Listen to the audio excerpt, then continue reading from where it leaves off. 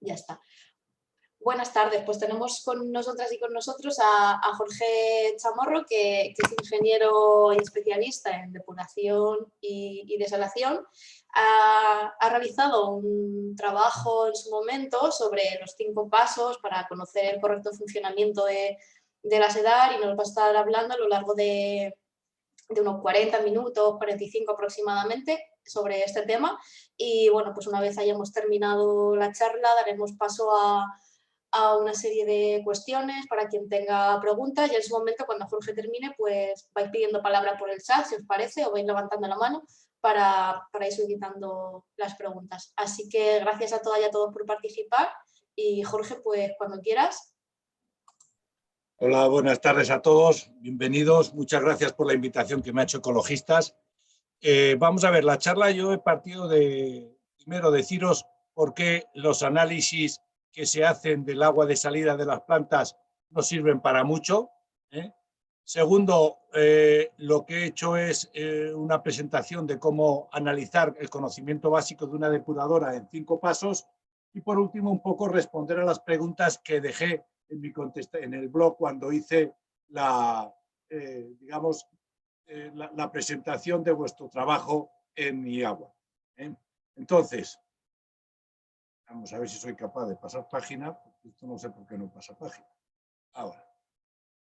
Bien, ¿por qué los controles analíticos de una DAR son poco representativos? Primero, porque son insuficientes, porque significan que se hacen 4 análisis al año en las depuradoras pequeñas y 24 días al año en las más grandes de todas. Aporta escasísima información sobre el tema. ¿Por qué? Porque lógicamente, a ver si soy capaz.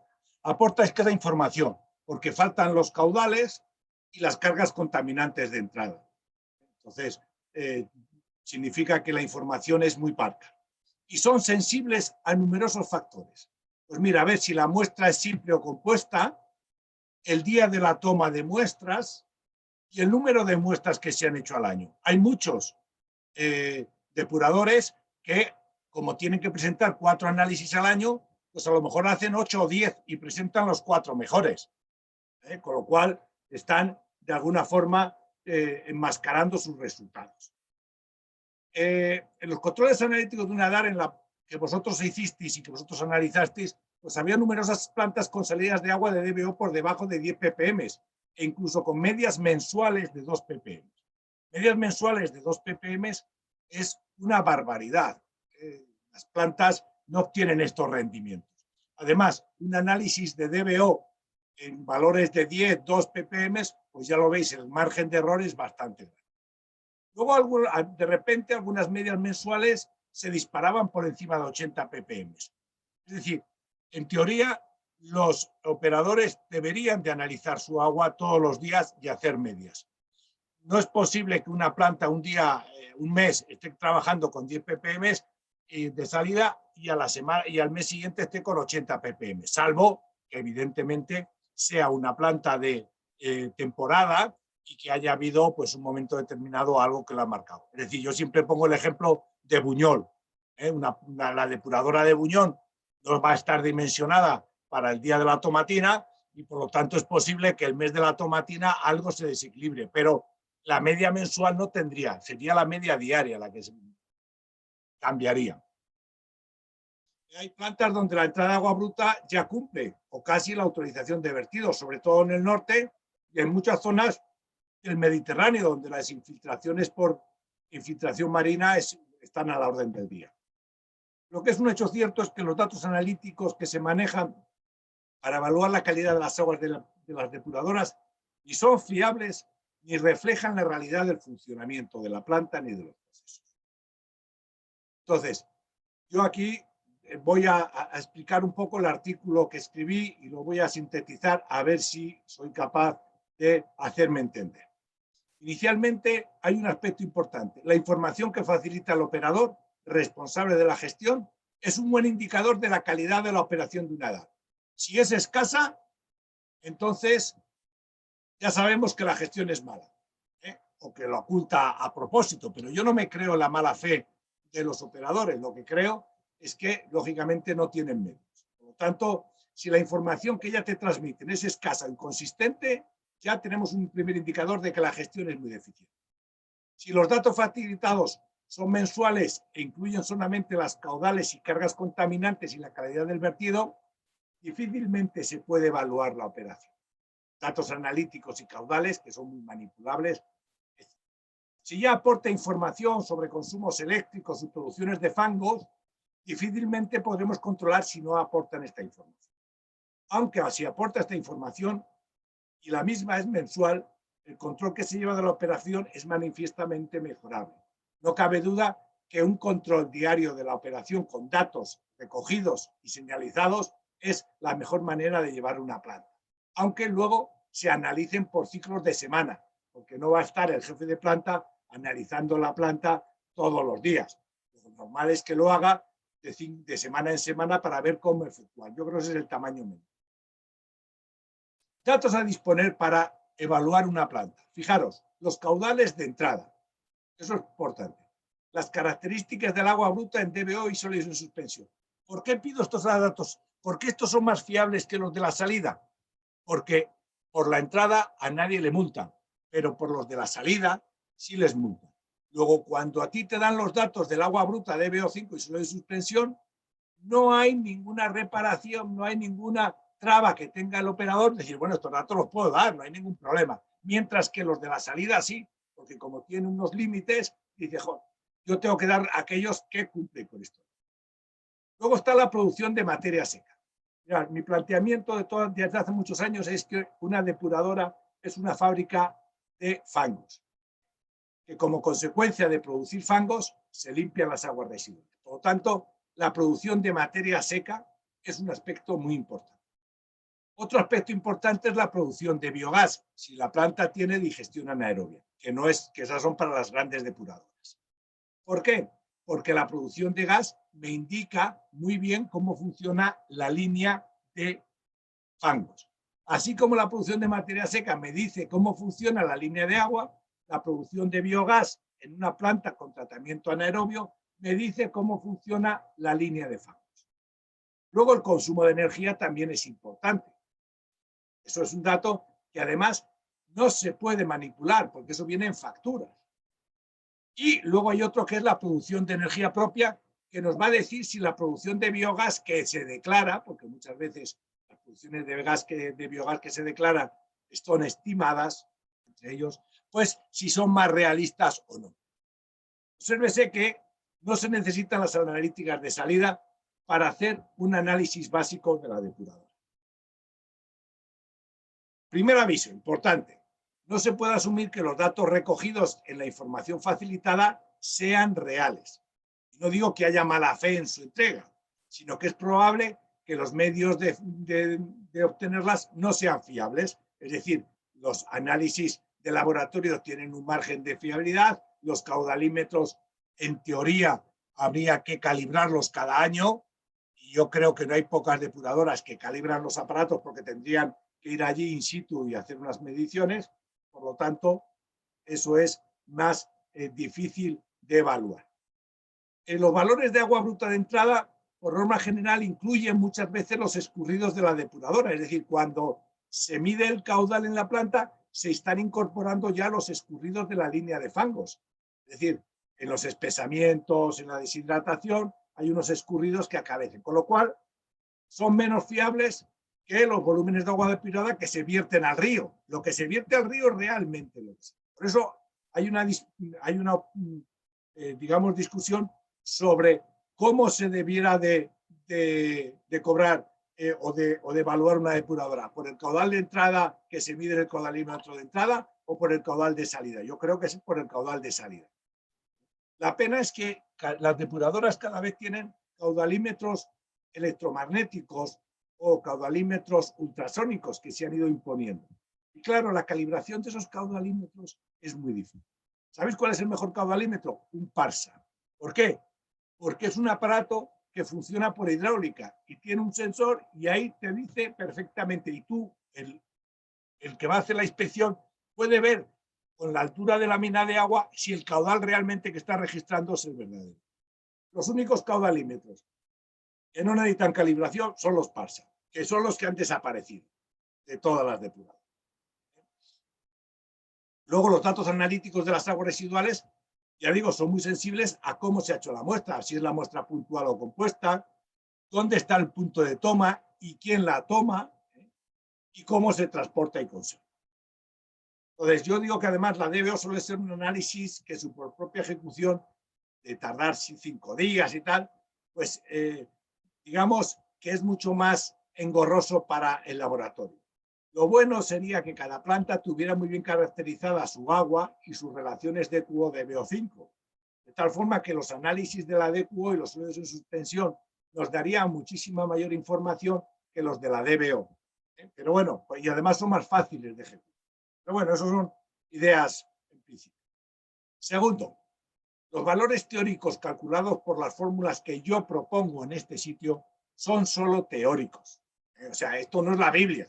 Yo he cogido un análisis y las fórmulas que yo voy a proponer aquí son teóricas. Siempre hay que tener que cada depuradora es única.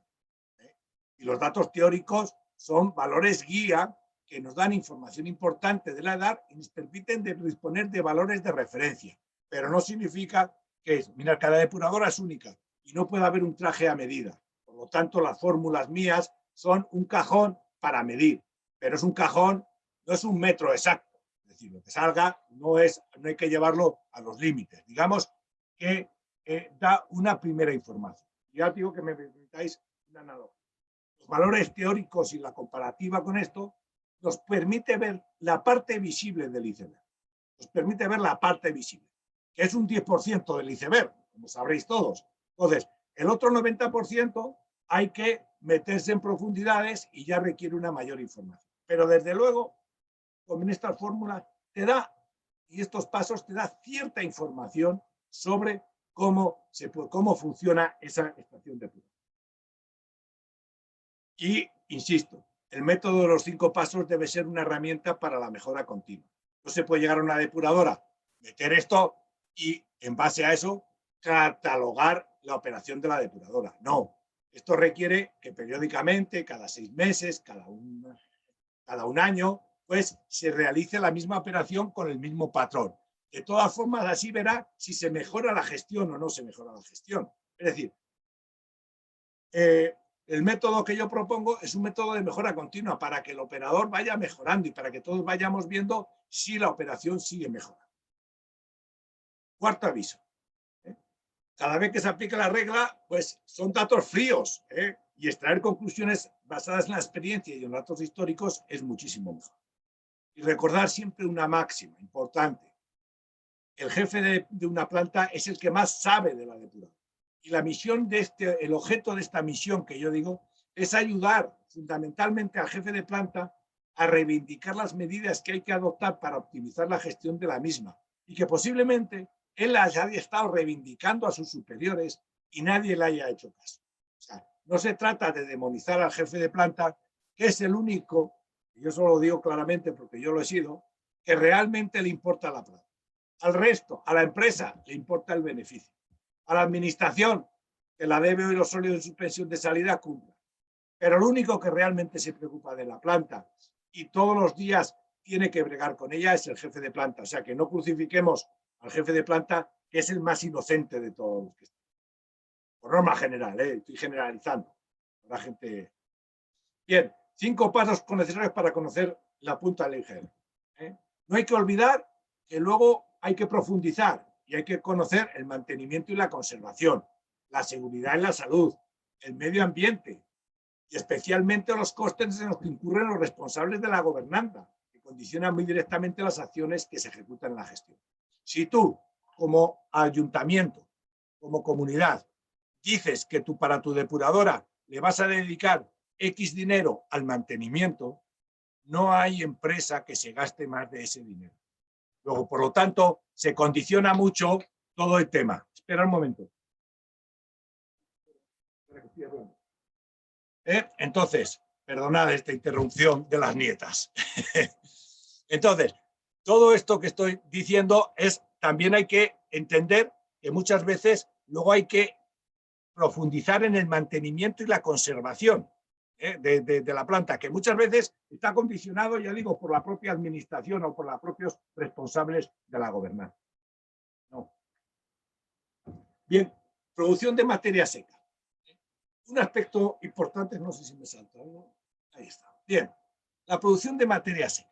Mira, la producción de materia, así como el caudal está claro y la DBO y los suelos de suspensión del agua de entrada son claras, la producción de materia seca es otro componente que es importante que nos digan. ¿Y cómo se obtiene? Pues se obtiene viendo los fangos deshidratados y la sequedad de los fangos evacuados. Esto normalmente las administraciones lo tienen claro, pero lógicamente estos son datos muy sensibles. Ya digo, yo vengo luchando desde hace muchos años, porque cada vez que algún organismo público dice que en sus depuradoras ha tratado, yo qué sé, 7 hectómetros cúbicos de agua residual, yo siempre les digo, a mí no me diga usted lo que ha tratado usted en caudal, a mí dígame usted los fangos que ha producido. Le diré si sus depuradoras funcionan o no depuran, o no funcionan. Entonces, en teoría, los fangos que se sacan de una depuradora, los fangos deshidratados, se tienen que llevar por gestor autorizado y tiene que haber una trazabilidad de eso. Luego, por lo tanto, es un parámetro que es difícil de manipular, aunque se manipula. Lo que sí es más fácil de manipular es la sequedad de los fangos. ¿Por qué? Porque, mirad, en los pliegos de prescripciones técnicas siempre se penaliza si la sequedad es muy baja. Entonces, ¿qué hacen los operadores? Bueno, pues llevan al laboratorio las muestras que mayor sequedad tienen, pero eso no significa que sea representativa esa sequedad. O sea, por lo tanto, es muy manipulable. ¿De acuerdo? Por eso os decía que, además, si tiene una digestión anaerobia, la producción de biogás nos va a dar mucha información. Lo que pasa es que muchas veces, si no hay medidores buenos para la línea de agua, imaginaros para la línea de fangos y mucho menos para la línea de biogás, que nadie se preocupa de medir los caudales. Por lo tanto, es esto. Entonces, ¿cómo se obtiene la materia seca?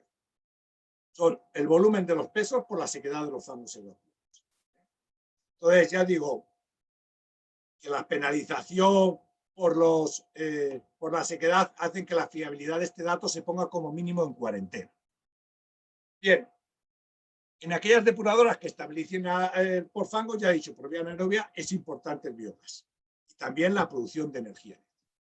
Bien, el primer paso que vamos a dar, fijaros, es el cálculo de los habitantes equivalentes que llegan a esa depuradora.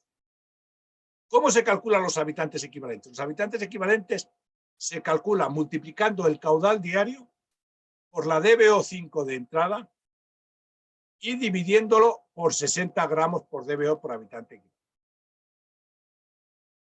Evidentemente, el caudal diario es el caudal medio diario, porque es la carga contaminante que da es 60 gramos de DBO5 por habitante equivalente y día. Por eso hay que poner ahí el día.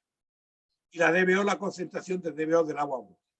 Esto nos permitirá comparar los habitantes reales con los, digamos, habitantes existentes. Es decir, lo primero es multiplicar los caudales por la DBO y dividirlo por 60 y verlo. Mira, voy a poneros un ejemplo muy claro. Este es un ejemplo de verdad. Planta del Mediterráneo. No he cogido de un estudio de costes de explotación y de una oferta que se sacó a licitación. Mirad, estos son los caudales. Fijaros los caudales, 140, 134, 175. Bueno, tiene cierta variación.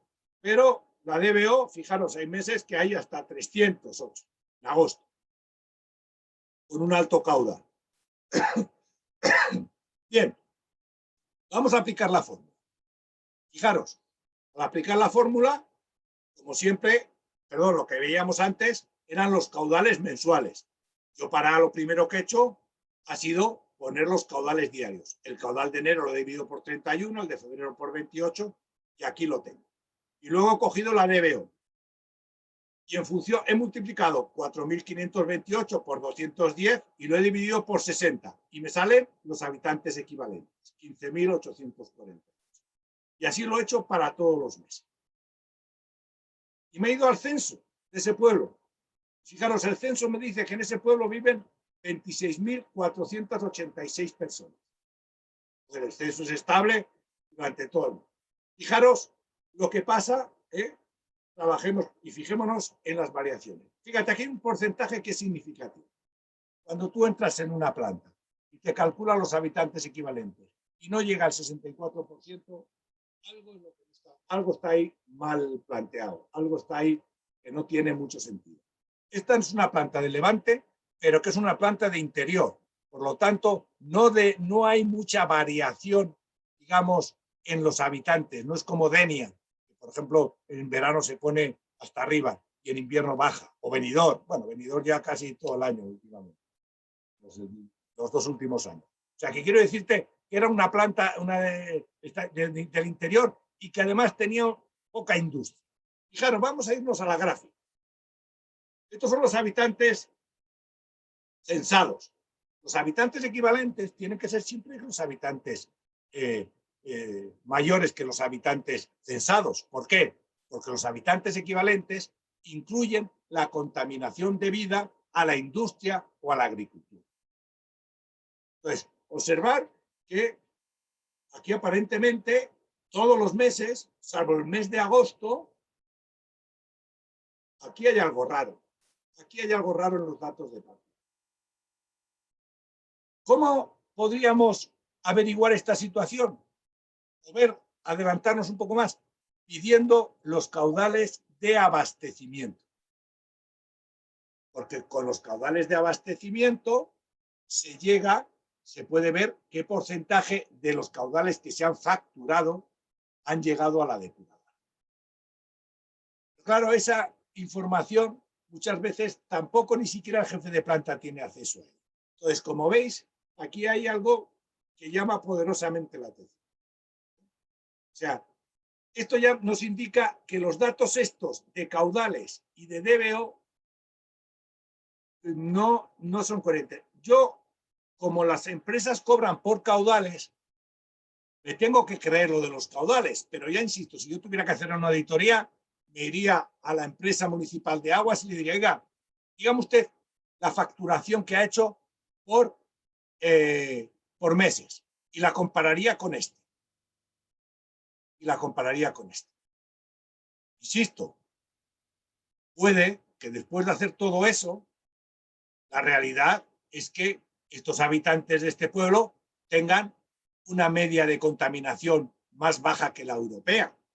Pero, chicos, es que a mí me resulta muy difícil que un país en una zona de España de 26.000 habitantes equivalentes, de 26.000 habitantes censados, la carga contaminante sea tan baja. Estamos hablando casi en algunos casos de 40 gramos de DBO por habitante y día. Y estos datos, ¿sabes dónde se dan? En Sudamérica. Perdón, pero se dan allí. Es decir, ¿por qué? Porque la gente allí tiene otro nivel de vida. Entonces, un nivel de vida medio europeo, pues está comprobado que da 60 gramos. Pero puede ocurrir. Yo no digo que esto lo tomemos como la Biblia, digo que esto ya nos da un primer paso. El primer paso, que para mí es que los análisis que se hacen en el laboratorio no se hacen bien o que no se calcula bien el caudal. Bien, el segundo paso, la materia seca total. Mirad cómo calculo yo la materia seca total. Esto es una fórmula simple, esta es muy sencilla. Y esta es para dar una idea de cómo es multiplicar los 0,4 por los sólidos en suspensión más 0,35 por la DBO5, todo ello por el caudal y dividido por 1000 gramos por kilo. Entonces, lo de siempre, el caudal es diario, los sólidos en suspensión es el parámetro medio, la DBO5 es el parámetro medio y digamos que nos permitirá, con esto, ¿yo qué voy a hacer? Voy a suponer que los caudales, que la DBO que entra es la que entra, que los caudales que entran son los que entran y que la calidad del agua está por debajo de 25 y de 35. Fijaros, ni siquiera me he ido a 10, de 25 y de 35. Y lo voy a aplicar a esta misma planta. 140, 131, y ahora voy a coger los sólidos de suspensión y la DBO. Voy a aplicar esta fórmula, voy a pasar a esta. Fijaros, utilizo los metros cúbicos, TIA siempre, la DBO media, los sólidos en suspensión y la materia seca teórica. Teórica, esta es la que yo digo que tenía que haber salido. Y esta es la real, la que me dice el operador y cómo la ha obtenido. La ha obtenido multiplicando la producción de fangos por su sequedad. Yo siempre con esto estoy un poco mosca. Y digo, ¿por qué estoy mosca? Lo diré, porque ya digo que la sequedad siempre tienden a hincharla y por lo tanto el valor real suele estar hinchado. Pero bueno, fijémonos en variaciones. Comparemos enero y agosto. Fijaros en enero. Un caudal de 4.528 con una DBO de 210 y unos sólidos en suspensión de 278. A mí me da un teórico de 806 y a ellos sacan 1022. Y sin embargo, en agosto, con una caudal mayor casi 800 metros cúbicos más, una DBO más alta. Sí es cierto que los sólidos son más bajos. De hecho, a mí todavía me sigue saliendo 903, pero a ellos les sale 930. Fijaros, el teórico tiene que salir más en agosto que en enero, y sin embargo, aquí sale.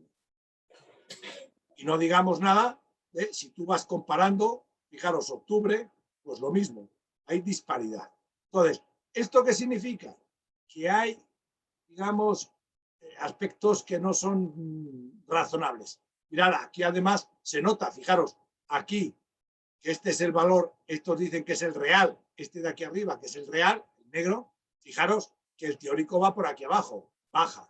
Pero fijaros aquí en el mes de diciembre. En el mes de diciembre la producción baja y sin embargo el teórico baja y sin embargo la realidad del real es mayor. Vamos a ir un poco para atrás. A ver. Miraros, en diciembre, 5.500, una DBO de 109, una sólido de suspensión de 93.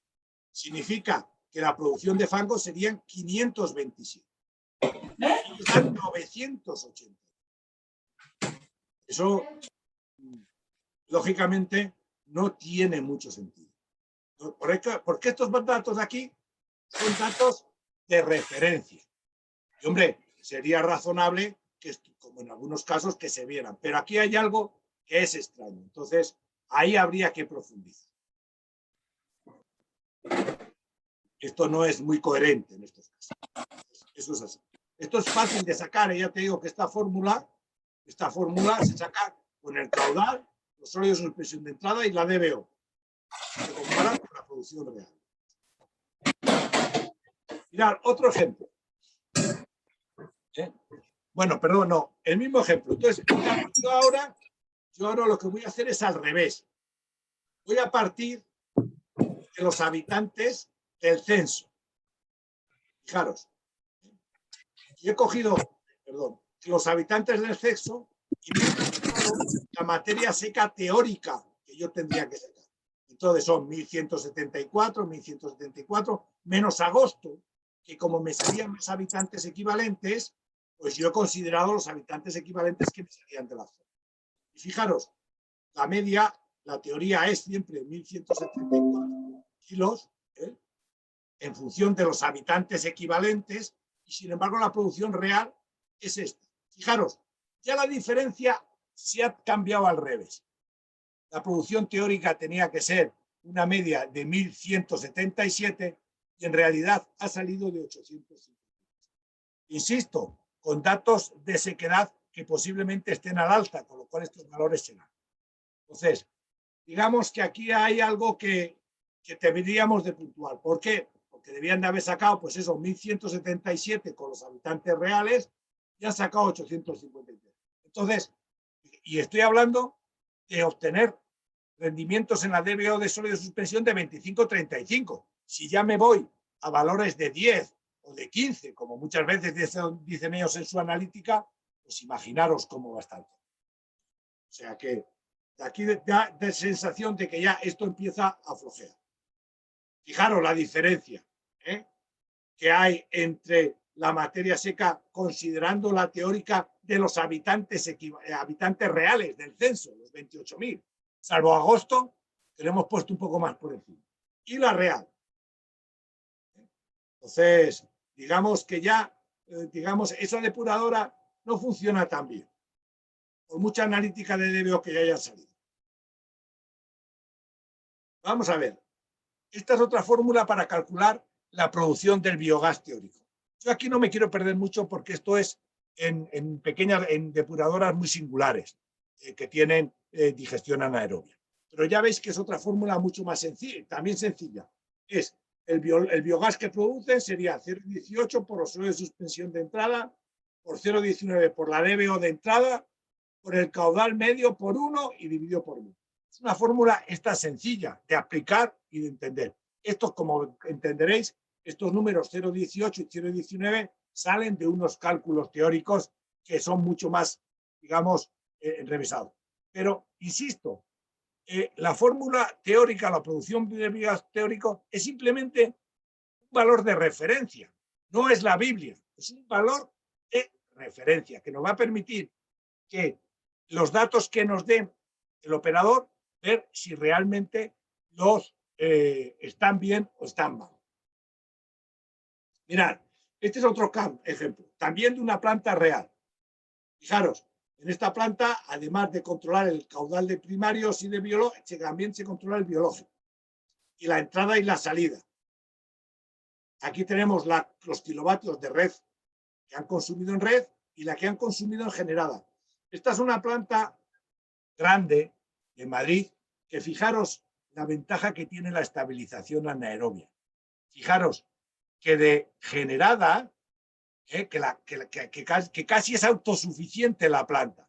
Es decir, el consumo total es la suma de 883 más 158, pero la que genera con su propio biogás es casi 4 veces, bueno, 3 y pico veces lo que necesita la planta. O sea, y aquí no os digo nada en el mes de marzo. O sea, observar que los tratamientos anaerobios pueden que hagan la planta autosuficiente. Esa es la tendencia actual. O sea, la tendencia actual es, primero, que la gente consuma menos agua.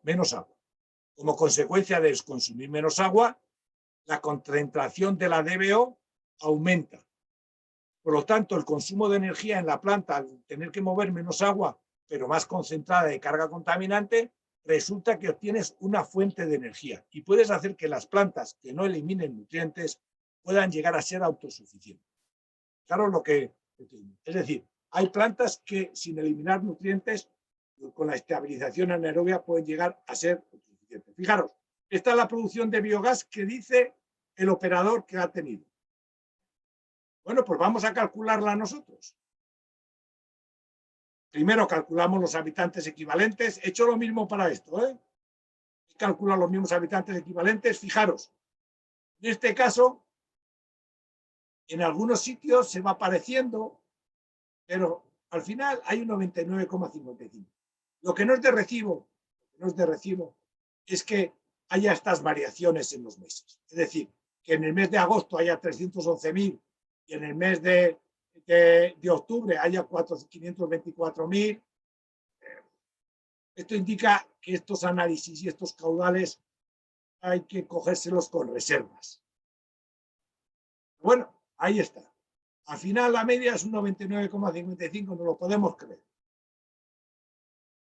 Calculamos la materia seca también. Hacemos lo mismo que he hecho con el otro. Eso es el tercer paso.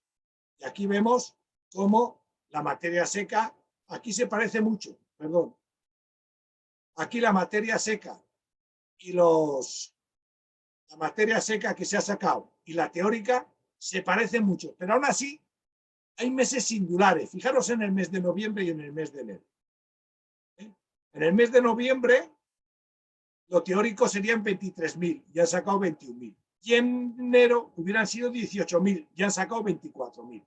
Es decir, con estos caudales diarios y esta DBO, que se parece mucho, en teoría, en el mes de noviembre debieran de haber sacado muchísimo más fango que en el mes de enero. ¿Lo veis, no? El caudal es mayor, La DBO es similar y los sólidos son mayores. Luego la producción de fangos, como dice el teórico, tendría que ser 1,23 y el otro 18.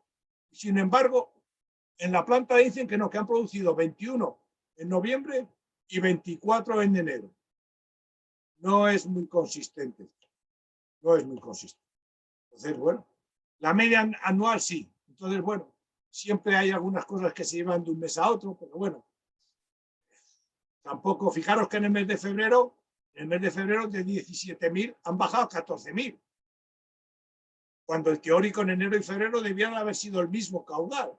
Porque fijaros, en febrero el caudal es un poquito mayor, la DBO es menor, o sea que tenían que estar, y aquí el teórico sí sale muy parecido, pero el real, fijaros, 24 y 14. No tiene mucha explicación, aunque al final del año hay. Por eso es mucho más importante tener la información diaria o mensual, o semanal, que la mensual, porque la mensual no deja de ser un periodo de tiempo un poco amplio. Mira, la producción de biogás, con la fórmula que yo os he dicho, mira, este es el teórico. Teórico, 10.000, 6.000, 10.000, 12.000. Y ellos, este es el real que dicen que miden, han medido. Bueno, pues tiene aquí 11.000, 14.000, hay 139 por encima. A mí me parece que la producción de biogás está muy sobredimensionada. Luego veremos si la producción de energía eléctrica cogenerada se corresponde con estas producciones reales de biogás. Si se corresponden, que eso es posible. Insisto, esto es un baremo de comparación, no es la Biblia. No significa que yo tenga razón cuando digo que la producción teórica tenía que ser esta. Esta es lo que yo estimo. Ellos dicen esto. Tendríamos que profundizar.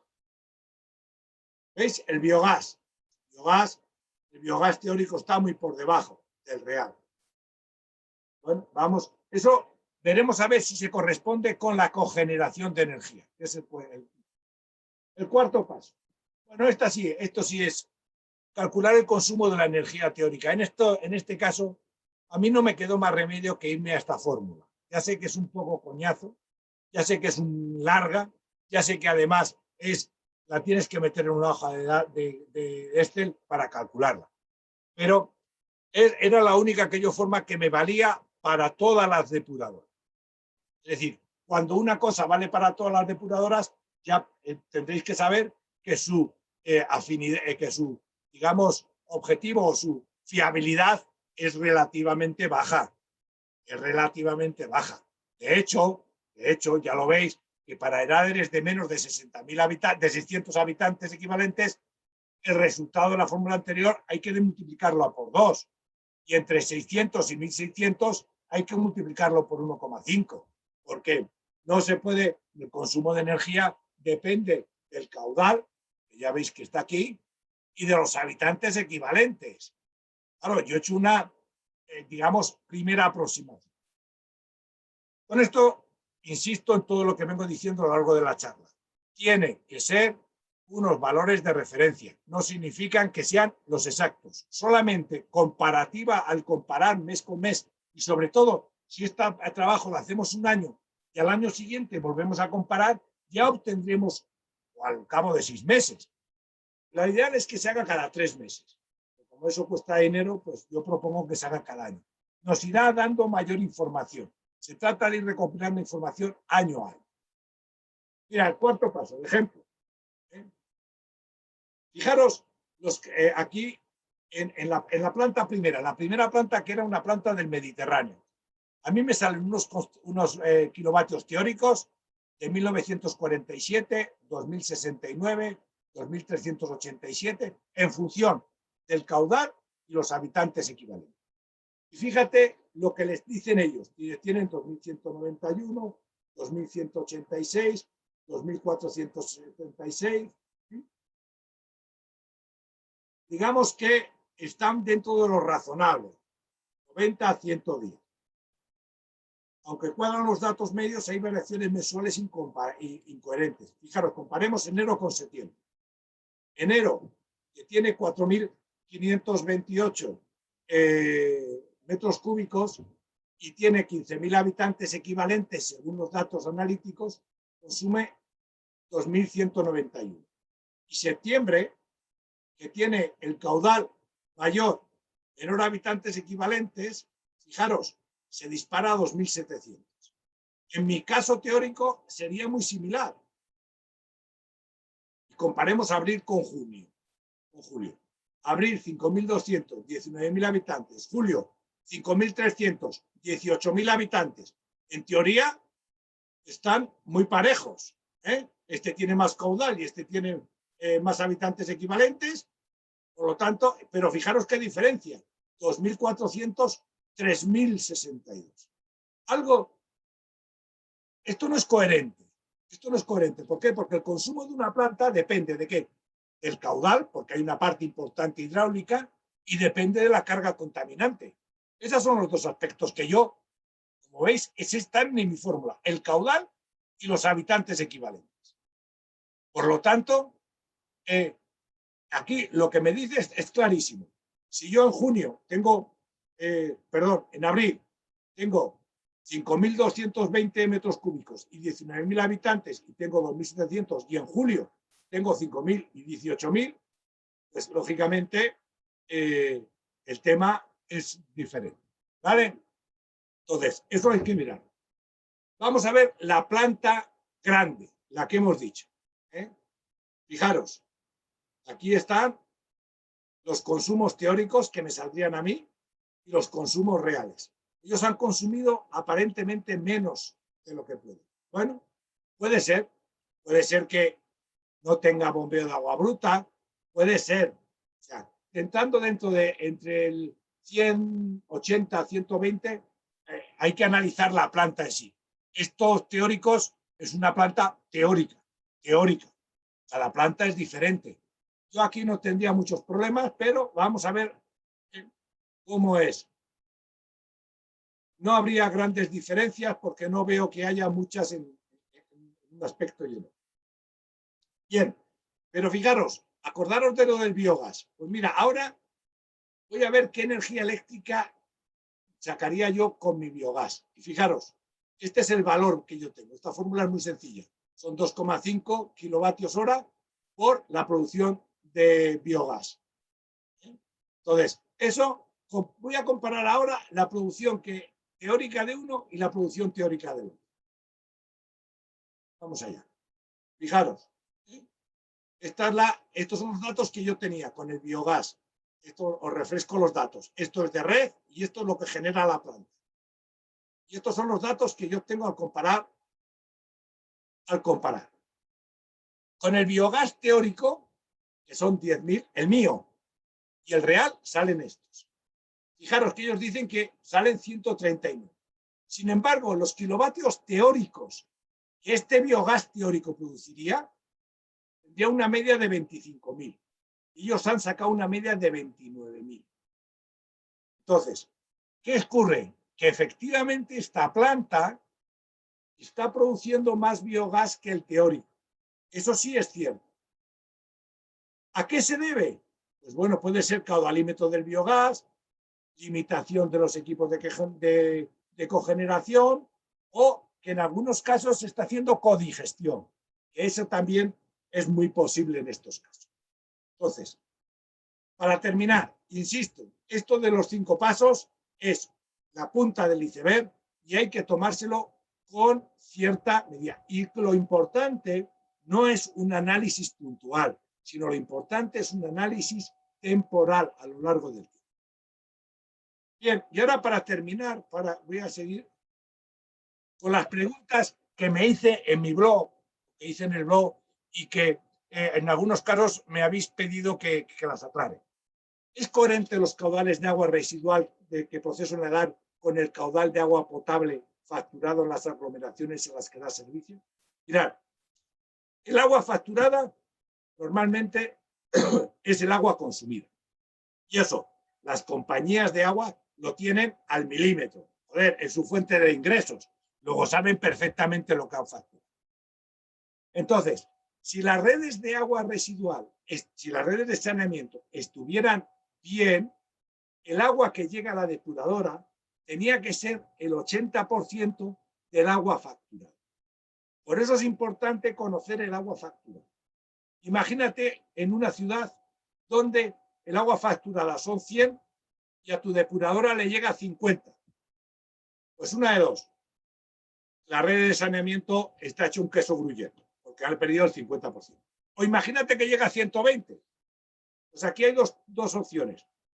O también tienes un queso gruyere y el nivel freático está muy alto y hay infiltraciones del agua del nivel freático del mar continuas, o hay gente o industrias que tienen pozos que se abastecen de ellos y que no necesitan del agua. Todo eso requiere una investigación de campo, ¿eh?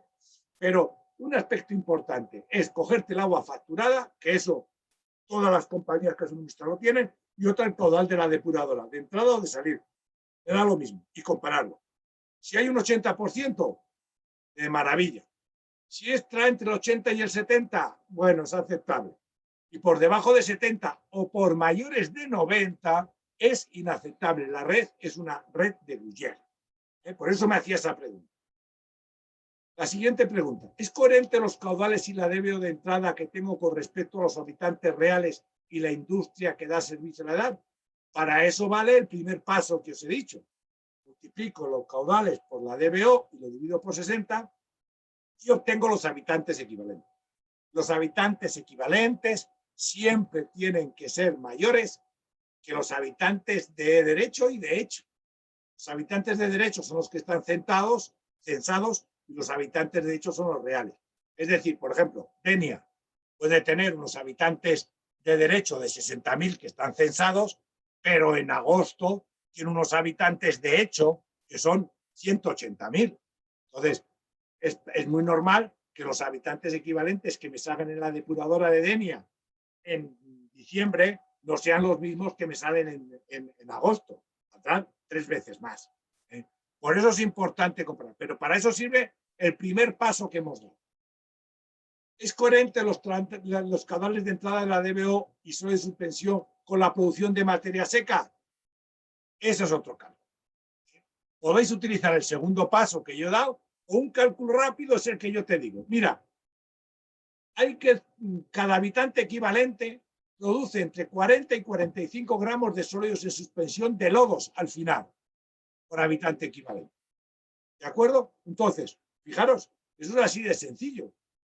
Pero ojo con la sequedad, que es muy manipulable. O sea, si tú quieres hacer una impresión, calcúlate, multiplica el caudal por la DBO, divídelo por 60, te calculan los habitantes equivalentes, lo multiplicas por 40-45 y esos son los sólidos en suspensión que te tiene que producir esa depuradora. Sacando 25 y 35 de DBO y salida, cumpliendo con la normativa a ras. ¿Tiene un plan maestro de producción la planta? Claro, un plan maestro es lo que te dice, oye, la ADAR es una fábrica de fangos. Yo tengo planificada la producción de fangos. Si yo le preguntara a un jefe de planta, oye, ¿cuánta producción de fangos calculas tú que viene la semana que viene? Y yo qué sé. Mal. Es lo mismo que si a un fabricante de coches le dice, oye, ¿cuántos coches vas a fabricar la semana que viene? Qué sé. Tendrás que tener reactivos para eso, tendrás que tener al personal preparado para eso. Otra cosa es que luego el núcleo urbano caiga una tromba y el agua sea mayor o que, yo qué sé. Pero lo normal es que el jefe de planta tenga previsiones. No es el jefe de planta, yo estoy convencido que el jefe de planta de Denia, si tú le haces la pregunta, oye, ¿cuándo va a venir la semana que viene? Lo sepa. ¿Por qué? Porque es una planta que varía. Ya le importa. Y dice, oye, no, en agosto tengo que poner la producción de la línea de fangos al 100% de capacidad. Y la de agua también. Mientras que en febrero a lo mejor la tengo al 25-30%. Sí, lo sé. Eso es lo que se pide. Un plan maestro de producción. Si no lo tiene, nosotros tener en cuenta que estamos trabajando 24 horas al día, 365 días al año y durante 25 años. Y que lo caracteriza algo más importante. La materia prima no se puede rechazar. No se puede, o sea, no hay un control de calidad como en los coches, que cuando llega un asiento que no es de calidad se coge y se tira. No. En las depuradoras, el asiento se tiene que sentar, se tiene que instalar. y luego tiene que venir un señor y sentarse en ese sitio. Por lo tanto, hay que también ser comprensivos un poco con las vicisitudes de los jefes de planta.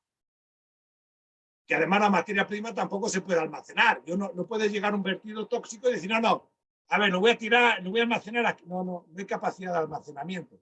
Y sobre todo, fijaros, cuando a un jefe de planta le llega un vertido tóxico, tiene dos opciones. Un vertido sospechoso. Tiene dos opciones. Lo meto en la planta y me cargo el tratamiento biológico y estoy un mes sin depurar y recuperando el tratamiento biológico. O lo tiro al cauce, le juego la multa, delito ecológico, pero depuro el próximo mes todo el caudal que haga. Y esas son las decisiones que a veces tiene que tomar un jefe de planta. Porque o le empuran por verter, o le empuran por meterlo en la depuradora y los próximos 30 días no conseguirlo rendir. Claro, para eso hay una cuestión muy sencilla. Diréis, oye, es que la depuradora debía estar diseñada para eso. Totalmente de acuerdo, pero no se diseña. Totalmente de acuerdo. Los procesos biológicos de las depuradoras están todos mal diseñados. Todos. Pero insisto, hoy en día también en España, o sea, que dice que las depuradoras que han salido a licitación este año por el Ministerio, por las confederaciones, por las comunidades autónomas, tienen errores de diseño en los biológicos de bulto, pero de bulto. Lo para que yo predico en el desierto. ¿Por qué? Porque, mirad, hacer una planta flexible y funcional cuesta dinero. Y aquí en España se adjudican los contratos de construcción de depuradoras al más barato. Y hay un hecho también bastante claro. Por cada euro que tú te ahorras en construcción, te gastas entre 3 y 4 euros en operación y mantenimiento. Pero aquí, cuando se construye una depuradora, ¿qué se mira? El coste de ejecución, no el coste de la vida útil. La vida útil de una depuradora es el 25 o 30% construcción y el 65-70% operación y mantenimiento. Pero eso ¿a quién le trae? A nadie, a nadie, nadie. Todo el mundo lo sabe, pero nadie. Se prima al que la haga más barata. Claro. Así meten los errores de diseño que se. Controla los procesos desde la sala de control o a pie de máquina. Esto está clarito. La automatización evita errores humanos. La vigilancia con cámaras optimiza los recursos. Mira, hay que empezar ya a entrar en el mundo. Yo no soy un loco de la del Smart City, del Smart City, de la inteligencia artificial, del blockchain. A mí esas cosas me suenan un poco a chino, me suenan a bluff.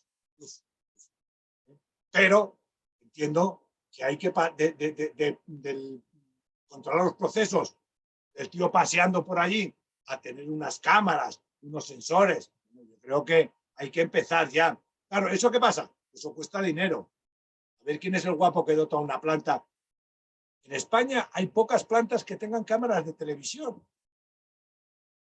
O sea, el personal tiene que ir dando vueltas para ver cómo funcionan los equipos. No hay mayor atraso que eso. No hay mayor atraso que eso. Pero bueno, eso es lo que es. ¿Tu laboratorio es proactivo o reactivo? O es lo mismo. Es decir, tu laboratorio se dedica a estar siempre investigando, a analizar continuamente el fango activo para ver si los microorganismos tienen algún problema. Analizar si ya detectas organismos filamentosos porque te ha llegado un vertido o las condiciones medioambientales están cambiando. Si estás continuamente averiguando y haciendo pruebas con reactivos del mercado para optimizar los consumos y los costes de la planta. Eso es un laboratorio. Pero ese laboratorio yo no lo he visto en muchas depuradoras. El laboratorio lo único que queda es para hacer los análisis. ¿Por qué? Porque existe una teoría en todos los concursos de operación y mantenimiento de las plantas, hay que hacer, me parece que unos entre 15 y 20 análisis diarios. Claro, con un analista hacer esos 15 o 20 análisis diarios, pues el analista está a toda pastilla. Luego la verdad es que no se nota en los datos que dan de operación, porque si lo hicieran bien, yo no me creo esas fluctuaciones de las medias mensuales. No tiene mucho sentido que una planta un mes tenga de entrada 800 de DBO y al mes siguiente tenga 300. Eso apunta más a un error analítico que a algo de la calidad del agua. Entonces, ¿qué hacemos? Los análisis obligatorios o dispone de microscopio. Eso también te da, ahorra costes de reactivos, de energía. Eso es importante también saberlo. Si tú cuando vas a hacer una auditoría, hay una planta de fármacos activos, no tiene un microscopio, malo, controla muy malo. Y aquí la pregunta del millón, ¿es coherente el coste de mantenimiento y conservación anual con respecto a los costes de primera inversión? Fijaros, aun siendo barata la construcción, la obra civil requiere un coste de entre el 0,2 y el 0,4% de la inversión. Y el equipamiento electromecánico requiere unos costes de mantenimiento anuales entre el 2 y el 4%. Entonces, hay muchas administraciones que sacan hoy una licitación de un concurso y dicen, para mantenimiento 500.000 euros. Y dentro de 4 años vuelven a sacar y dicen, para mantenimiento 400.000 euros. Oiga, ¿no se da usted cuenta que la máquina ya es más vieja, que necesita más mantenimiento? Pues eso es lo que hacen. Bueno, si llegáramos al 2-4% de los costes de construcción, nos daríamos con un canto en los dientes. Normalmente la obra civil está por debajo del 0,1 y los equipos electromecánicos por debajo del 0,5. 0,5 hasta el 2,4. Entonces, esto es una realidad. Y eso es clarísimo. Es decir, eso es coger muy claro. Yo cojo el coste de la depuradora, que es público porque lo ha dado, hay un proyecto que lo ha dado, y me cojo el coste de mantenimiento que ahora mismo la administración está dedicando. Y si no está entre el 2 y el 4%, la planta no se puede mantener. Bien, a ver. ¿Tienes las siguientes preguntas, me parece que son estas, a ver, eso es. ¿Tienes un plan de mantenimiento preventivo que controlas y revisas todos los meses? Esa es otra pregunta que hay que hacerse. Y tampoco hay que ser muy intrusivo. Mira, yo muchas veces he llegado a la depuradora y le he dicho al jefe de planta, ¿tú tienes un mantenimiento preventivo? Sí. ¿De las soplantes? Sí. Vamos a ver, ¿cuánto tiempo revisan las soplantes? Mire, pues mira, y me saca la tabla y me dice, mira, cada 3 meses medimos le cambiamos el aceite, le revisamos el no sé qué, vale, perfecto. ¿Cuándo la última vez? A ver, esta máquina, esta soplante, dime cuándo has hecho la última operación. Hoy, la verdad es que en esta justo llevamos 6 meses porque no hay nada más que decir eso. Lleva 6 meses porque no le han dado dinero para hacer el mantenimiento preventivo. Para que si tú le pillas, porque claro, si tiene que cambiar el aceite, eso es coste. Si tienen que desmontarla y pararla, eso es coste de personal. Y posiblemente no tenga el personal adecuado. Entonces, para mí hay un aspecto. ¿Tienes un control económico de los costes de mantenimiento correctivo? Es decir, cuando se rompe una máquina, realmente tú haces un análisis de los costes que te supone ese perjuicio que es el mantenimiento. Y por último, ¿tu personal sigue utilizando papel y lápiz? Si sigue utilizando el papel y lápiz, la transmisión de la información entre los operadores es muy difícil. Entonces, bueno, con esto, ahí tenéis el artículo donde está y, bueno, pues ahí lo podéis seguir. Gracias por vuestra atención, espero no haberos aburrido mucho, me pasa un poco del tiempo, pero bueno, ahora estoy dispuesto a responder o a entablar un diálogo con vosotros de lo que consideréis adecuado. Dejo de compartir pantalla. Muchas gracias, Jorge, por la charla y no sé si va a haber ahora preguntas. Hay gente que no estaba al principio cuando he comentado cómo íbamos a funcionar. Vamos escribiendo por el chat palabra o por si la queréis decir vosotros o la vais poniendo por el chat y se la transmito yo a Jorge. Hay una primera palabra que es Miguel Ángel.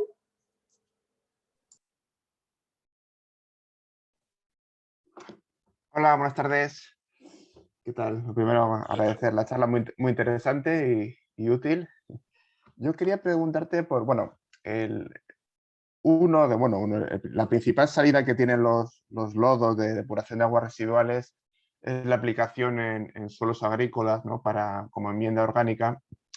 Y bueno, todo esto pues, despierta muchas suspicacias, ¿no? Y temores Bueno, yo conozco varios tipos de tratamiento de esos lodos, ¿no? Para disminuir su humedad y su poder de fermentación, que son básicamente, sería uno digestión anaeróbica, otro secado térmico, ¿no?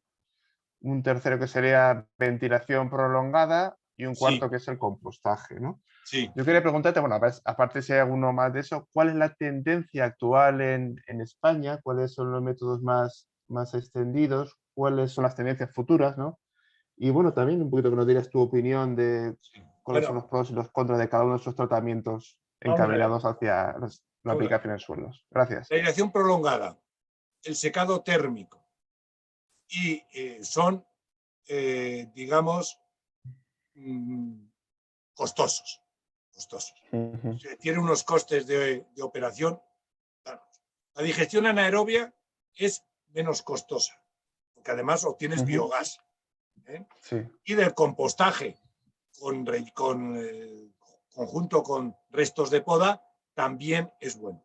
A mí personalmente creo que hay otro componente que no se está utilizando y es la energía solar, el secado solar de los lodos y luego su compostaje. Entonces, España es un país, digamos, que tiene mucho sol. Ahora, el problema es que generamos mucho lodo y la agricultura no sé si tiene capacidad para todo esto. Entonces, me vais a perdonar, este no es el ámbito, pero yo veo una acción y es el aprovechamiento energético, que a vosotros no tengo que deciros en qué consiste, es incineración. Ya sé que no es el foro más adecuado para esto, ¿eh? Pero es que la cantidad de fango que generamos en las depuradoras es tan alto que ya, y las exigencias cada vez que se van a pedir en gestión de agricultura son tan que yo lo único que veo, sobre todo en las islas, vais a decir, ya sé que estoy predicando en el desierto, pero dejarme que yo explique un poco esto. La incineración, el único problema que tiene es el tratamiento de humos. Y hoy en día la tecnología en tratamiento de humos es extraordinaria. Es decir, lo que cuesta de la incineración de lodos no es el incinerador, es el tratamiento de humos, que cuesta el doble casi que el incinerador. Pero bueno, yo es lo que veo. Y en agricultura, a ver, porque yo no veo otra salida, sobre todo ya digo en las islas, a los fangos que se generan en las islas. Y no nos engañemos, los fangos ahora mismo de las islas están acabando en el Mediterráneo y en el Atlántico. No nos ponemos poner esa venda encima de los ojos. Gracias, Jorge. Oye, admito crítica, o sea, no podéis, no estar, que seguro que muchos de vosotros no estaréis de acuerdo y admito que lo podáis decir tranquilamente, o sea que... Sí, ha pedido luego un compañero una palabra, supongo que para debatir este tema, pero hay 2 palabras antes. Él ha hecho un comentario, no sé si quiere preguntarlo con el micro, ¿no? Y pone, influye mucho la temperatura del aire. No sé si se refiere a que quiere hacer alguna pregunta. Él, si quieres comentar algo, o si no, pues voy a por la siguiente pregunta. Sí, sí, yo quiero saber si en invierno, cuando hace frío, está bajo cero la temperatura, ¿esto afecta a la depuradora o depende si solo en depuradoras pequeñas donde no hay calefacción o algo? Vamos a ver, temperaturas bajas afectan a los procesos biológicos, sin lugar a dudas, a los tratamientos biológicos. Les afecta muchísimo. Les afecta muchísimo porque por debajo de 10 grados ya las depuradoras tienen que tener... En España sea pocos sitios donde hay algunas en pues no sé, en los Pirineos, en Aragón, en esas zonas de ahí donde hace mucho frío. Ahí hay que... Sobre todo afecta mucho a las pequeñas. A las grandes no, ¿por qué? Porque las grandes urbes, las temperaturas de las grandes urbes, como genera mucha agua residual caliente, sobre todo en invierno, pues la temperatura normalmente de las urbes grandes está entre 12 y 20, 22 grados. Solamente en las pequeñas es donde se nota y afecta mucho a los tratamientos biológicos. Por eso en esas plantas disponer de fangos activos, por ejemplo, no es una buena idea, Ahí en esas plantas lo mejor es disponer de biodiscos, por ejemplo, que son unos depósitos cerrados que lógicamente están más protegidos y que puedes meter aire caliente de alguna forma. No, pero la biomasa se encuentra en contacto con el aire y permite que esas influencias de la temperatura sean menores. Pero desde luego, con temperaturas por debajo de 10 grados, los procesos biológicos sufren mucho. Entonces, para esas plantas pequeñas yo aconsejo tratamientos como Fossa-Sinhoff y anaerobios fundamentalmente. Muchas gracias, Jorge. Ahora hay una pregunta de J. Labby, no sé qué nombre es. José Luis Gámez. No, antes de ti, ¿no? Ah, perdón. Es que me ha escrito a mí por privado, pero no lo veo conectado. J. Lavint. Sí que está conectado. Pues si quieres pasamos a la tuya, José Luis, y luego le vuelvo a dar palabra a ver si se ha levantado justo en este momento. Vale, gracias Clara. Muchas gracias, Jorge, por la exposición tan buena y los truquillos que nos has ido dando. Y bueno, nosotros como ecologistas, lógicamente no estamos de acuerdo con las cosillas que nos has dicho antes, lo de la incineración, pero bueno, aparte de eso, lo que quería comentarte es que a nosotros se nos deposita digamos, la función de vigilar sin quizás los instrumentos adecuados. Entonces nos llegan de las diferentes administraciones, yo hablo concretamente en la zona de Málaga, bueno, de Andalucía, vivo en Vélez Málaga, un municipio de 80.000 habitantes, y nos proporcionan datos de diferentes depuradores. Los datos oficiales, como tú bien decías y entrecomillabas, los datos oficiales que hemos observado, y lo pongo en el chat, que tienen pues muchas deficiencias. Deficiencias como tú has mencionado, que no son las tomas adecuadas, que no son muestras tomadas en su momento adecuado, que nos engañan, nos ocultan información, etcétera. Y de esos datos, a pesar de que nos intentan engañar, a veces, pues bueno, pues vemos cosas brutales, que bueno, lo que tú mencionabas, ¿no? Poblaciones en las que en agosto, pues si hay, en este caso son municipios litorales, si hay mucho público, hay mucha gente, hay o sea, se triplica, cuatriplica la población, la carga es mucho mayor, bueno, etcétera, etcétera. Y también tenemos el caso, por ejemplo, de Nerja, que no tiene depuradora y que al final lo que, bueno, ahora ya tiene, está en fase de pruebas y, bueno, lo que hacemos ahora es quizás controlar la calidad del agua del mar para ver si está funcionando realmente o no, porque nos tememos que esté de pruebas, pero que esté haciendo un bypass y tirando pues mucho de los efluentes directamente sin hacer. Entonces, es una petición, o sea, primero darte las gracias, por supuesto, por tu magnífica charla, y después dieras quizás, pues, truquillos en otro momento, o quizás ahora, truquillos para, con los pocos datos que nos dan a los ecologistas, las administraciones, filtrados por los jefes de planta, etcétera, etcétera, y bueno, pues esos datos, cómo poderlos interpretar y a qué debemos prestar más atención. Porque yo aquí pongo, por ejemplo, lo de los sólidos en suspensión, que los datos que nos dan eso, la demanda química de oxígeno y la demanda biológica de oxígeno de los 5 días. Entonces, o sea, a veces, bueno, pues son datos que son muy pobres y no nos indican la calidad suficiente de la depuración. Nada, muchas gracias. De nuevo. Vamos a ver, claro, esto hay que ir poquito a poquito, paso a paso. Entonces, yo lo que a mí me parece bien, pero hay una cosa que te pueden dar que no les cuesta nada, que es el caudal tratado. Ese es un dato que también tienen, porque en la autorización de vertido están obligados a decir. ¿Entiendes? Entonces, con ese caudal tú ya puedes empezar a jugar, porque luego también puedes irte a la red, a la empresa que se dedica al agua y le decir, oiga, ¿cuánto ha facturado usted? Y comparativamente ya te da una idea de la red de saneamiento.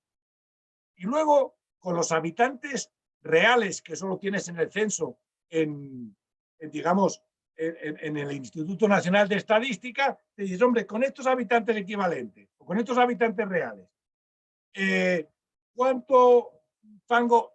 Y pedir la producción de fangos y hacer lo que yo te he dicho, oye, los habitantes equivalentes los multiplicas por 40 o 45 y esos son los fangos que tiene que producir la depuradora.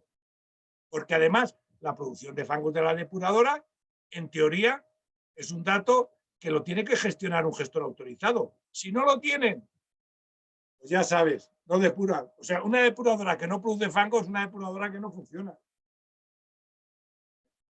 Es que esos son los datos que pediría caudales. Si dan los datos analíticos de entrada, muchísimo mejor.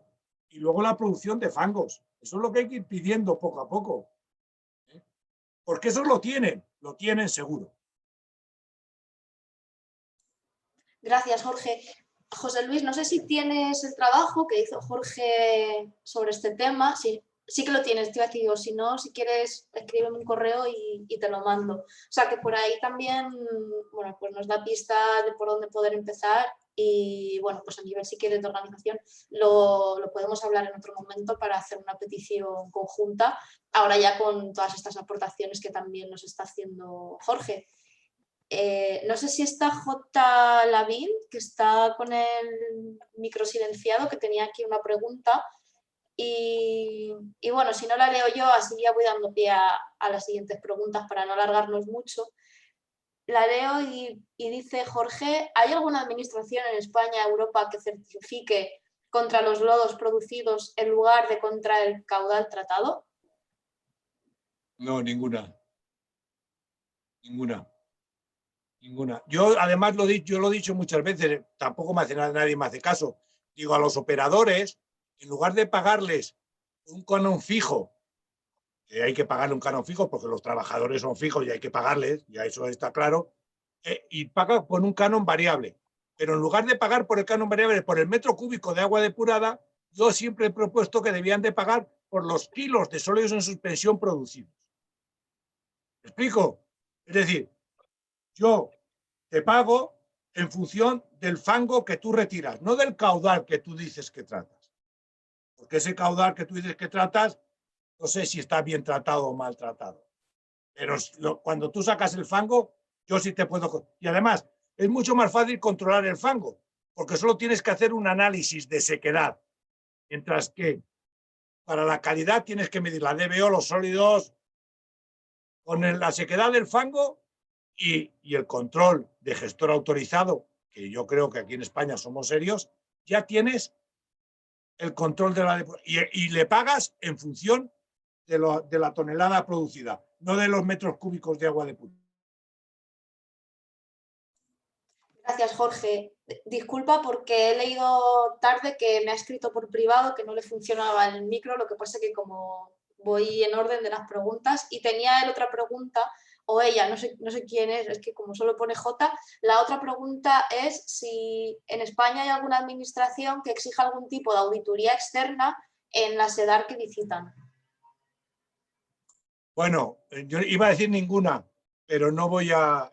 Yo creo que Galicia hace 2 años, 1 año, hizo una auditoría. Lo que pasa es que el problema de todo esto es como las auditorías económicas que hacen los bancos o que te hacen no sé qué. Si tú el auditor lo pagas tú, Bankia, ya sabemos cómo estaba auditada. O sea, el problema de todo esto es que la auditoría tiene que hacerla un ente independiente. No, hombre, yo con esto no quito que Aguas de Galicia ha dado un paso al frente. Eso sí lo puedo decir. Es la única que lo ha dado. El resto, ni la ACA, ni el Canal, ni EPSA, ni ESAMUR, ni el Consorcio Asturiano, ni NILSA.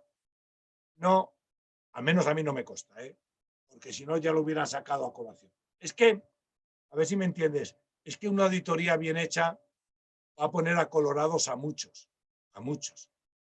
Ya te digo que a mí me silencia muchas veces porque cuando sale una depuradora a concurso, digo, esa depuradora tiene errores de diseño, no puede salir así, pero, chicos, salen así. Gracias, Jorge. Rosa tiene una pregunta, tiene la mano levantada. Sí, Jorge.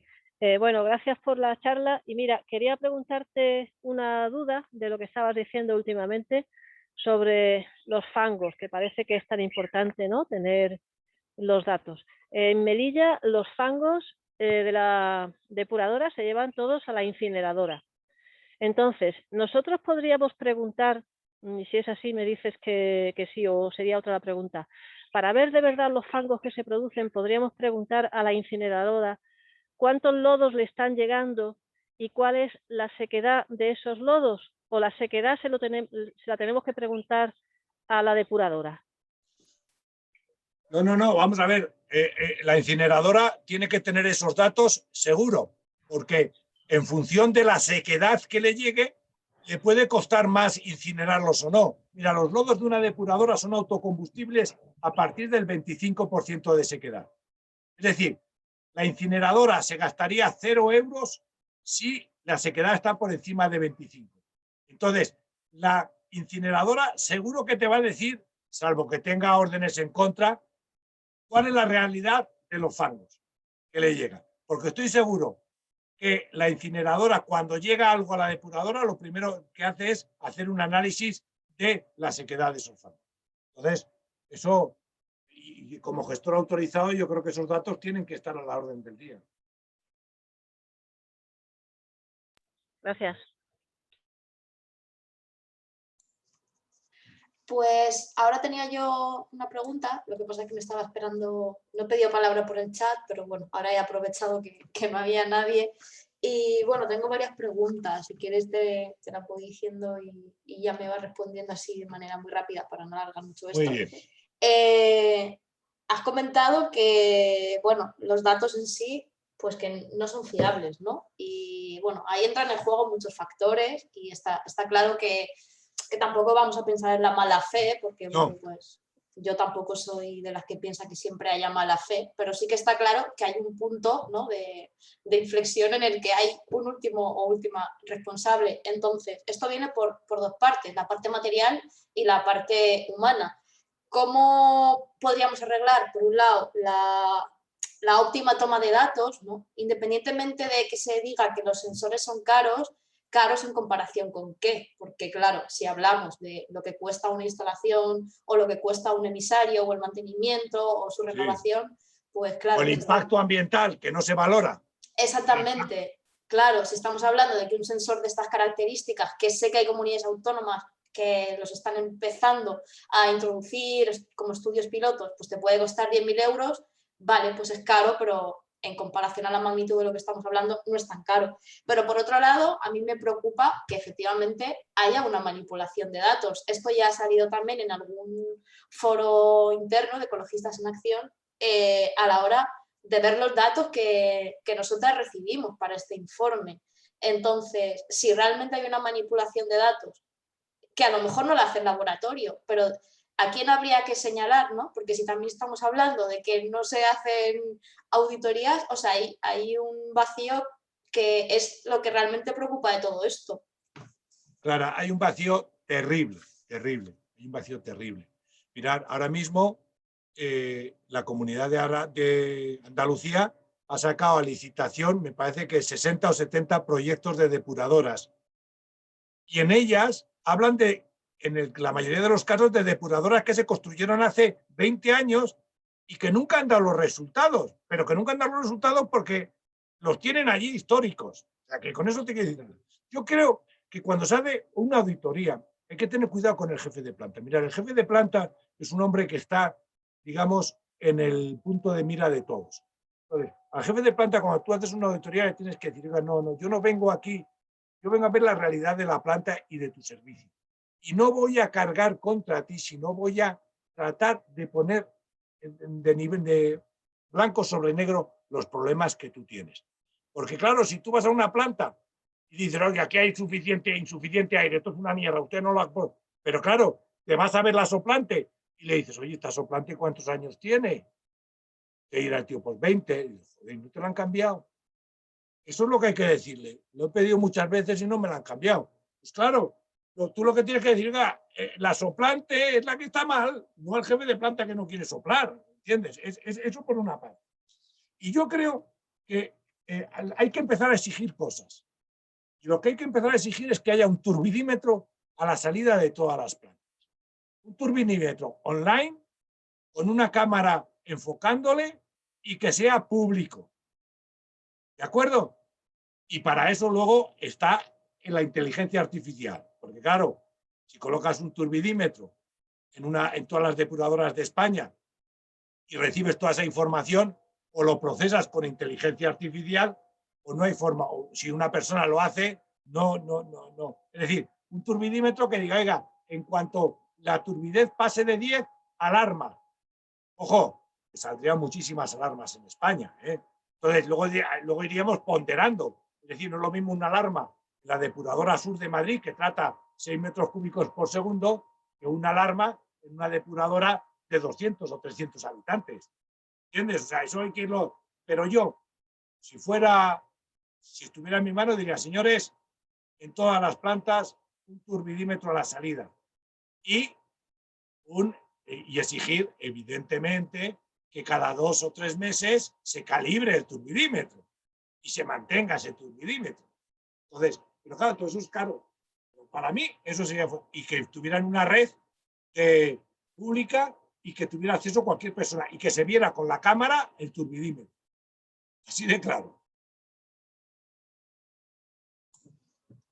Gracias, sí, porque bueno, realmente con la inteligencia artificial hoy en día se pueden lograr muchas más cosas de las que nos pensamos. Y mi última pregunta, si toda la información, tanto la que hemos solicitado, ¿no?, estos 3 parámetros, como la que tú estás exponiendo, realmente la tienen la SEDAR, pues bueno, a lo mejor hay EDAR que tienen menos, por el motivo que sea, pero en líneas generales las tienen la SEDAR. Si todo esto además lo tiene que tener la Unión Europea, ¿por qué no hacen bien las cosas? Quiero decir, aquí Europa nos está sancionando por no cumplir, no nos facilitan la información, pero esa información la tienen porque la trasladan a Europa. Es como entrar ahí en un cuello de botella también un poco absurdo. El problema es que la situación es tan mala,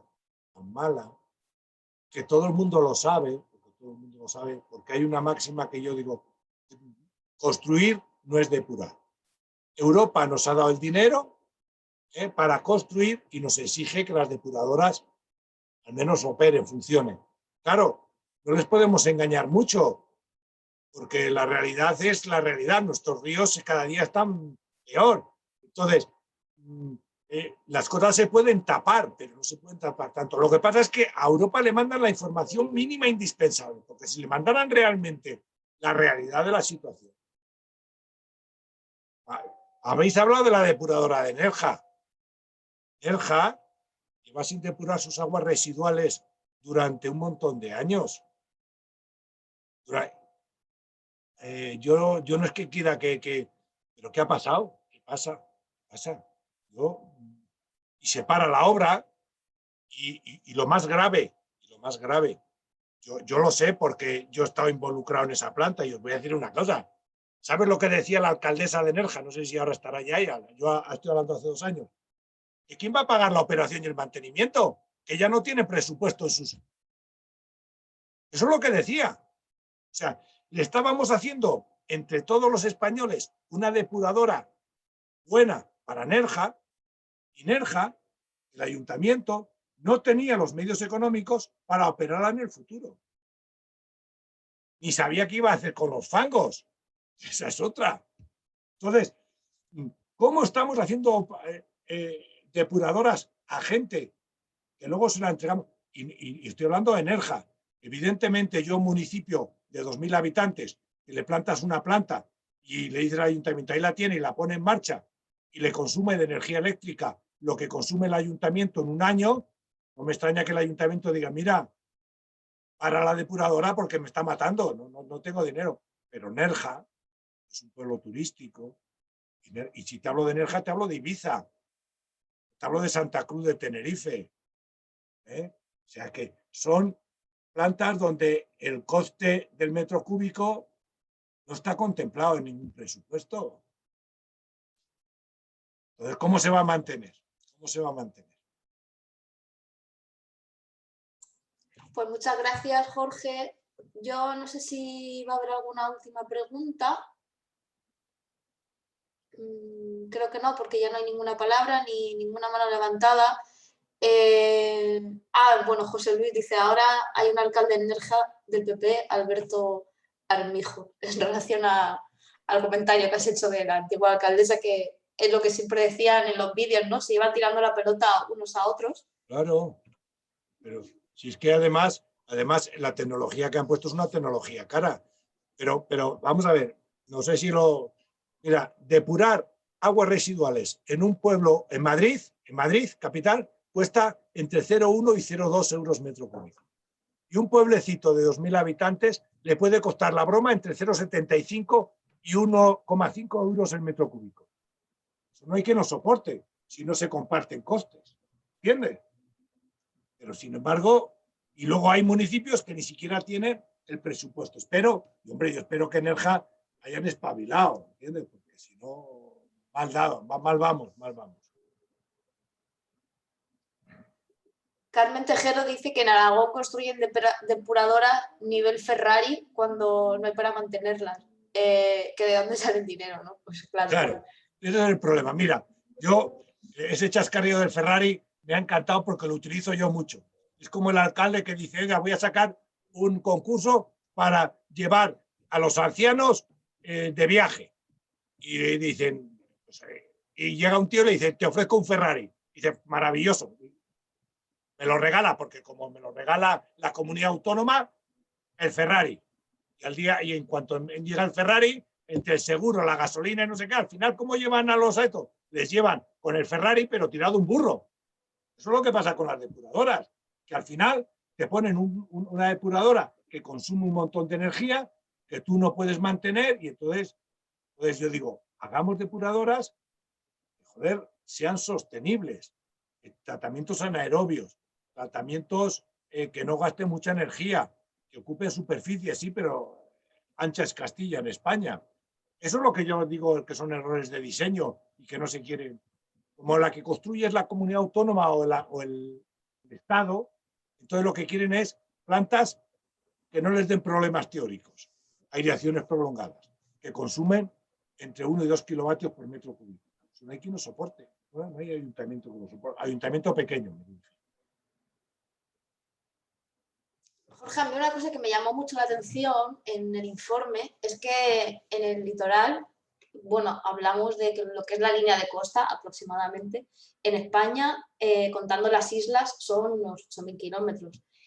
Analizamos casi 400 edades, o sea, es decir, aproximadamente cada 20 kilómetros hay una edad de más de 2.000 habitantes. O sea, a mí me parece una cifra bastante elevada. No sé si es una percepción equivocada. No sé si el número de depuradoras que hay es excesivo y realmente con menos, pero mejores instalaciones tendríamos un mayor rendimiento, o esto hoy en día ya es inviable por toda la población que hay en aumento y más en el litoral, ¿no? Pero a mí me parece un número bastante alto. Perdona, sí, las hay tantas, sí, porque son muchas. El problema, ¿sabes qué es? Es que ahí hay un problema político. ¿Por qué? Primero, porque cuando tú quieres hacer una depuradora grande, aglutinando a varios municipios, entran en funcionamiento los políticos. Y los políticos, si unos son de derecha y otros de izquierdas, otros de centro, no sé qué, ¿por qué voy a pagar yo más? Porque claro, al hacer una mancomunidad de aguas, el coste de los que son más mayores tienen que pagar lo mismo que los pequeños, ¿entiendes? Y entonces dicen, oiga, ¿por qué voy a pagar yo lo mismo que el pequeño? Le estoy subvencionando al pequeño. Porque nos falta la solidaridad. Nos falta la solidaridad que tenemos muy claro en sanidad, por ejemplo. Sabemos que yo ya no sé, los centros de salud de los pequeños municipios tienen que estar subvencionados por los grandes hospitales de las grandes ciudades, porque evidentemente si no, no se podrían mantener. El transporte público, es decir, el autobús que va al último pueblo de la provincia, está subvencionado por el transporte público de la ciudad, porque si no, no sería viable ese autobús. Pero eso está tan claro para estos servicios. En el tema del agua, es que en Aragón se montó un pollo impresionante porque Zaragoza le obligaron a compartir los costes con los pequeños municipios. Había una parte de razón, pero yo creo que ahí se vende mal porque no sabemos vender lo de la solidaridad. Yo creo que nos falta, porque además con un tema como el agua, que es tan barato, no significa grandes costes para nosotros. Pero bueno, eso es otro tema político.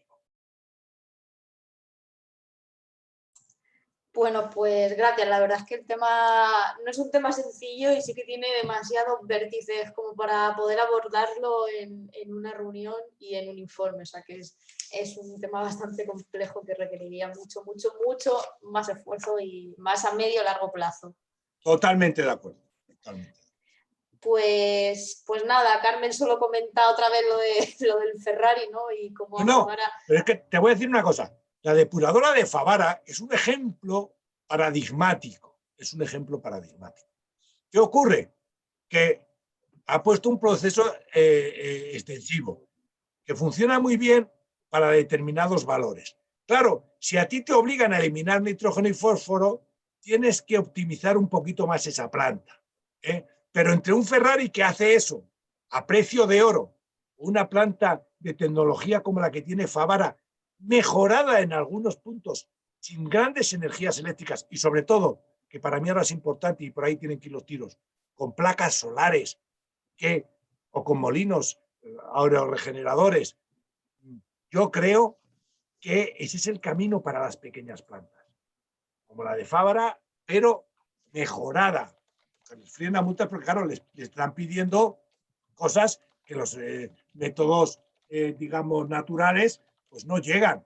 Pero claro, es que el error está en poner la misma, digamos, calidad del agua para Madrid que para Favara. Cuando Favara son 400 habitantes y Madrid somos 4 millones. No se pueden poner los mismos, ¿entiendes? O sea pero eso es política. Bueno, pues ya llegará el cambio en ese sentido. Que nada, os recuerdo que mañana estará subida la charla al canal de YouTube de Ecologistas en Acción, por si la queréis compartir con más personas. Y muchas gracias a todas y a todos por participar y por supuesto a ti, Jorge, por haberte ofrecido ahora y en las otras ocasiones y bueno, pues también por la molestia de haber mostrado interés por el informe de Ecologistas en Acción, ¿no? Que no creas tampoco que es muy sencillo. Pero tenéis a vuestra disposición, aunque ya veis que yo tengo visiones diferentes en algunos aspectos, porque de verdad, no es por entablar ahora la discusión, que no quería entrar a la discusión, pero me gustaría oír vuestras ideas para los fangos de las islas.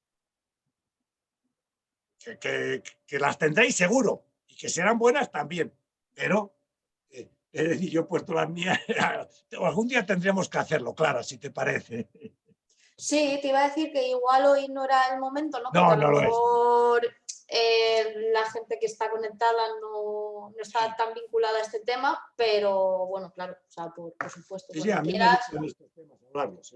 Sí, pues estamos en contacto y cuando tú quieras lo programamos y vamos con ello. Perfecto. Me parece perfecto. Así que nada, pues muchas gracias y que terminéis de pasar un buen día. Igualmente. Hasta luego a todos. Muchas gracias. Hasta luego. Luego, chao. Hasta luego. Chao.